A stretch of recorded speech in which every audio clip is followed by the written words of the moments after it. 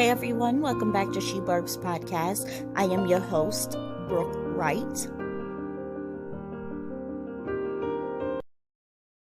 Hey everyone, welcome back to She Burbs Podcast. Today's guest is Jerry. Hi Jerry. Hi everybody.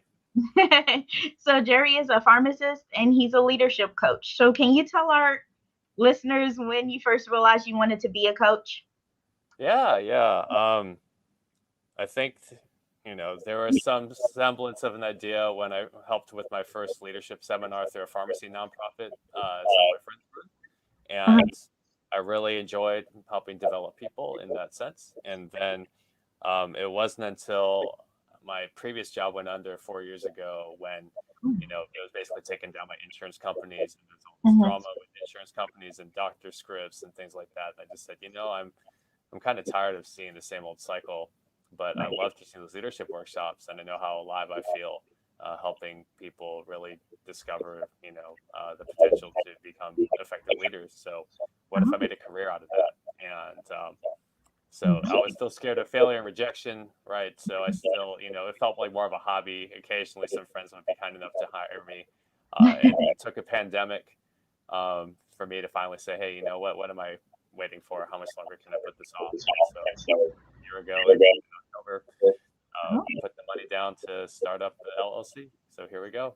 Nice. So do you still do pharmacy work, or do you just? I still have a full-time day job as a pharmacist, as you can tell by this vast selection behind me. But I mean, my bosses are kind enough to, let me have time off to, do my own thing. And so on those days where I normally would, recover, I still kind of recover, but I work on my business, on my days off to move things forward. Nice. So what type of courses do you provide for your clients? Yeah. So the initial offering that I started with before I niched down to specifically conflict resolution, I have an Essentials of Leadership curriculum where my thesis for leadership to be effective is 9 essential skills and qualities. And so I say, there's a course around integrity and vision and communication and legacy, things like that. And so each topic has their own, worksheet where people can kind of work through their own thoughts on the subject, and then it'll involve coaching calls with me along the way. People can finish it as soon as 9 weeks, or they can stretch it to 12 weeks if they, want a little extra time or things like that. But now that I've niched down to conflict resolution, I have specific courses to conflict either within yourself or at work, or navigating different cultures. So I've kind of specialized my offerings a little bit just to see if that resonates more with me. Nice. So what do you mean conflict resolution? Like can you explain that? Like I'm trying to understand that. So a basic working definition of conflict is mismatched or broken expectations, right? And so for a lot of people in my ideal client niche, Asian American leaders in their mid-20s to early 30s, right? There's a conflict between the beliefs they grew up with and the beliefs that they're seeing now, right? The way their parents told them to be successful isn't necessarily translating to success now, right? Getting good grades and getting into a good school doesn't obligate people to hire you, right? And they're learning that, it's a pretty sobering realization when you realize that you put out all these resumes, right? And you're like, well, I went to this great school. I got this high GPA. Why am I not getting more offers, right? The world doesn't owe you that. And so that's one thing I help them, address, where it's like, how do I deal with the fact that this paradigm I grew up with isn't anymore, right? Or isn't useful anymore. Another conflict is at work, right? A lot of people struggle to have strong relationships with their boss because they don't see their bosses as, people that are, hey, we're on the same team. We're both trying to help each other succeed. Let's have open dialogue about how to do that, right? Before, in a hierarchical, top-down, culture that they grew up with, right? So, okay, if the boss is upset, I got to take care of it, and I don't want the boss to be upset, even if I'm underperforming. So let me hide these things that I'm not, doing well, because I don't want my boss to be upset. When actually hiding things, from your boss is what's going to make your boss more upset, right? There's a mismatch between the short game and the long game, right? You're better off having a smaller conflict to deal with now, so you can adjust expectations and adjust your workload and improve your skill to get the job done, versus just tell your boss everything's fine, and then they find out later that things aren't fine, and now now your job is at stake because you didn't get the job done, right? Right. So that's another thing there. The other conflict is just within themselves. What do I even want, right? How do I define success for myself? How do I become confident enough to withstand the disagreements and opinions of other people who think I should be taking a different path, Right. And even just like my own idea of success, right? Some people are just like, you date someone, they're like, when are you gonna get married? And then you're like, oh, okay, we do that. They're like, okay, you're married, when are you gonna have a kid? It's like, okay. It's like, okay, I had a kid. Okay, when are you gonna have another one? It's like, why are you so invested in this? Like, I'm the one living with these consequences. I'm the one that has to raise the kids. I'm the one that has to take care of my spouse. I don't know why. Like, I need your seal of approval in order to, have all these things. So, yeah, things like that, right? How do you deal with life stress when the wave hits you? Yeah, definitely. I like what you're doing. Like, I like your coaching style, because another lady I had on her, she did the same thing, and I was like, a lot of people need to hire these type of coaches, because working with people and communicating with people, you just listen to them and you're like, really? Like, wow. Like, you're like shocked at how they act towards each other in the workplace and stuff like that, because I know in my workplace there's a lot of conflict, so I feel like they should hire you. That'd be great. Make an introduction, please. So can you tell our listeners about your free guide download? Yeah, sure. So there's a couple great things on my website, which is adaptingleaders.com. And the main one I'm definitely doing my best to give away as frequently as possible is a free guide you can download that gives you a framework to handle hard conversations. So whether it's one you need to have with your boss about a raise you think you deserve, or maybe it's, how do you talk to your parents about, changing career path, that they may not be confident in. Right. Or what if it's a friendship that's gone stale and you're like, I don't, like the habits and patterns that my friend is doing, like they keep flaking on me, but I'm too afraid to tell them that they need to shape up, or I'm just not going to deal with this anymore. Right. And people are like, I don't want it to antagonize anybody. I don't want this to come up as a threat and an ultimatum, but how do I have a productive conversation about adjusting expectations without possibly, losing the friendship? And for me, my counter is to say, well, if you weren't that excited about hanging out with them, how much would you miss them anyway? You may as well, if you're going to have a falling out, you may as well at least, sleep with the peace of mind knowing that you told them exactly why you're upset with them. Right. I like that. I don't even have any friends, but I like that. I really don't. Like, I'm not even lying. Like, I have people that are podcasts, like my guests or whatever. They sometimes communicate with me, but we're not like friends. Like we don't go hang out. But that's about it. Like, my mom was like, you don't need any friends. You have me. And I'm like, I don't want to be your friend either. Yeah. But yeah. Nothing makes you appreciate solitude like a bad roommate. Oh man. I've had a lot of roommates. But so can you tell our listeners a little bit about your blog? Yeah, sure. So the free blog is I love reading books, and there was a point I actually hated reading books. High school scarred me with a lot of Victorian literature I didn't care for. But when I got fired and I realized I need to improve, the first place to look is find some books on the subject I need to improve at. And so I just so the blog serves two purposes. Number one, I have to distill takeaways and summaries so that I retain the knowledge from the book so I can apply it later. But it is also a nice way to share that insight with others who may not have time to read. And so, that's a good chunk of my blog. The blog has also started to feature like life hacks or fun tips with certain topics. I talk about, how leading on the dance floor helps you lead beyond it. That's been a fun post for a lot of other people to ask me to unpack.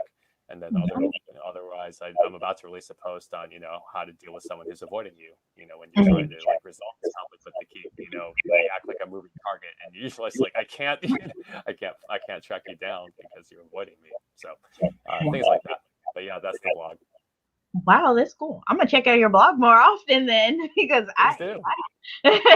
So have you ever like thought about writing a book or like going on TED Talk to talk about these different topics? That's a great question. At one point, I did like the idea of writing a book, and I was trying to write a book based on the curriculum that I mentioned earlier, and it was just really difficult for me for whatever reason. It just wasn't coming together, and so I had to kind of give myself a tripwire deadline of October 2020. I said, okay, if I don't have a workable draft of that, I feel is like minimum viable, like 75% by October 2020, I'm just gonna scrap it. But for the time being, the roundabout way, the long game in doing is if I write enough blog posts, I can just make that an anthology and publish that. So it'll get written one way or another, just not with a focused effort just yet. But TED Talks, yeah, I have to look into seeing how to get on a TEDx program or whatever else like that. So we'll see what that leads. Yeah, I'm going to start doing TEDx talk. I interviewed someone that is like a top person for TEDx, and she said just write a speech, and if the speech is good, then she'll send it off and see what we can do about having me on TEDx. And I'm like, So a lot of people has been asking me, so I'm like, write a speech, and then I can send it off to her. Awesome. Like, yeah, definitely. So, what do you like to do when you're not coaching, when you're not coaching? Yeah. Stuff I like doing in my free time. Oh, sleep is more and more precious than ever, right? I go salsa dancing when it's safe, and then I love trying new restaurants. Houston's a great multicultural city, so you can get almost any kind of food you want to try here, and just trying new things, off the wall things. Like at one point when I was set up on a blind date, I took my date to go to an axe throwing range, which I enjoyed more than she did, but it was still fun. Yeah, I mean, I love travel and reading more books and discussing the concepts there. Cooking is also a lot of fun. I didn't learn to cook until after I moved out of the house, but very glad I forced myself to pick up the skill, because the irony is that my mom wanted me to learn how to cook, but anytime I was home, I was too lazy to do it, and so she would just overcompensate. And so, she would, spend extra time cooking, and I just wouldn't get better. And so it wasn't until, kind of keep your training wheels off, so I realized, hey, I'm tired of food I'm not happy about, so I better get better at this. But the great thing is, right, now it's kind of unlocked this network of cooks, because now everybody is sharing recipes and ideas and food. They're like, hey, try this new recipe. And you're just so spoiled once you're in a network of friends who love to cook, because everyone shares and everyone is getting fat, and everyone's enjoying themselves, because cooking, for one, is very difficult. So it's just fun to share. But otherwise, I've gotten back into playing my guitar and piano on a more regular basis thanks to my girlfriend. And but yeah, music is definitely another something that comes alive. Wow, I've interviewed a lot of musicians, but yeah, about food, I agree with you. Like ever since I've been on my own, I don't know how to cook. So, but my mom lives downstairs, and I'm always like, I'm always calling her. I'm like, did you cook? And she's like, yeah. Do you want a plate? And I'm like, yeah. Or either I'll order fast food, but she's like, you need to learn how to cook, and I'm like, I burn water. Like I don't even know how to boil an egg. Like I have to call her and ask her how long to leave the egg on the boil for. So yeah, so somewhere. I mean, when I started college, I didn't know how to do my own laundry. Like if you want shelter, I think that's as sheltered as you can get. So at some point, if you're willing to go through the process, and I mean, if you really want to like kind of short circuit the process, like my roommate has this egg boiler, it just takes all the guesswork out of it. So if you just buy the right gadget, you can boil your own eggs. No big deal. Oh wow, I'm gonna have to look into that too. Yep. So what advice would you give our listeners who want to hire a coach that has your skills? I mean, this is, we joke about this being like a dating game, but it really is, right? Just because I like paying customers doesn't mean that every paying customer is the right fit. If I were to look for a coach, if I were a client or looking for some help, right? It's some things to consider. It's like, well, do they understand my pain points, right? Because if they can't articulate your pain points, they're probably not going to be able to help you generate your own solution. Right. Number two, how pushy are they, right? Are they about selling the programs? Are they actually about, moving you forward? That's another thing. Another is just to ask yourself, how do they live their lives, right? Like, do they have a practice where, people are, it's referral only, where, you have to get in if you know somebody, right? Where they have a thriving practice and say, okay, they're successful, not because they know how to, just sell their programs, but that they're actually, transforming people, and, they're actually living consistently with the beliefs that they profess. Okay, yeah, maybe that's someone to look into. Oh, okay. That's really great advice. I want to thank you so much, Jerry, for coming on my podcast today and chatting with me. You're welcome. Happy to be here. You have a great day. All right, you too. Bye. Bye. Hey, everyone. I want to thank you all so much for listening to my interview with Jerry. If you want to know anything about his coaching or how to hire him as a coach, or to read his blogs, like what I'm going to start doing, you can go on his website. I have linked it within this interview. So if you go on my page, on my website, and look up Jerry, then you can see his website and his bio and everything else. And you can find out other platforms that this podcast interview was on, and you can just listen to it on the go. I want to thank you all so much for supporting me. Thank you all so much for your donations, for donating to my podcast. And I just want to let you all know to have a great day and make great choices. Bye.